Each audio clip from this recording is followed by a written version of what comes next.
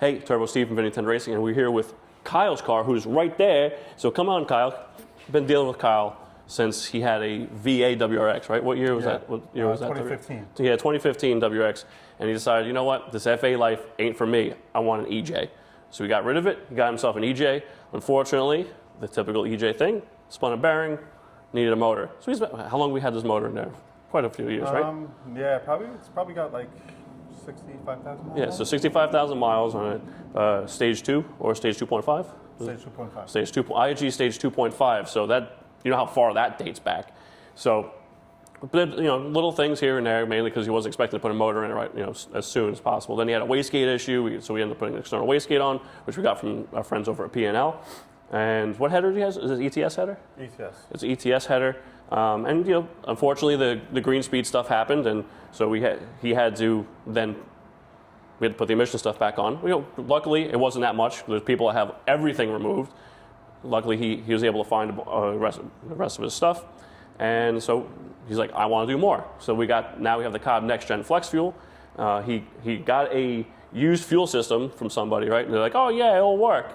And we got it, and it didn't work because the lines were too big. It wasn't going to work with the TGVs. It was probably on, you know, a car that had TGV deletes or something like that.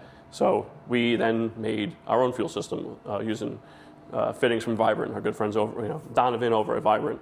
So we got the aeromotive regulator, we got the, you know, VTR lines, radium rails, or, you know, the great rails. So we have no complaints with those. Those things fit awesome. And of course, we have a Blouch 1.5, which has been on there for basically the entire time, right? Yeah. Yep. So we've had the Blouch turbo's been on there for 65,000 miles, and it's still going strong, still making power. We made some pulls, and it's on E now. So we did a 93 tune first, then we did ethanol, and yeah, I'm pretty excited to see where we're at with this. I'm sure you are too. It's been a long time waiting. He's been waiting for the flex fuel kit since 2022. So that's how long we've been waiting for it. And he's been patient, and every now and then he's like, hey, he's like, nothing yet. I actually saw a teaser from Cobb a year ago, and I texted him and said, hey, guess what? It's coming out. So when it came out, he bought it and, you know, got his funds up. We found the rest of the emission stuff, and now the car is completely emissions compliant, and we're on the next gen, Cobb's next gen. So let's make a pull, see what we got.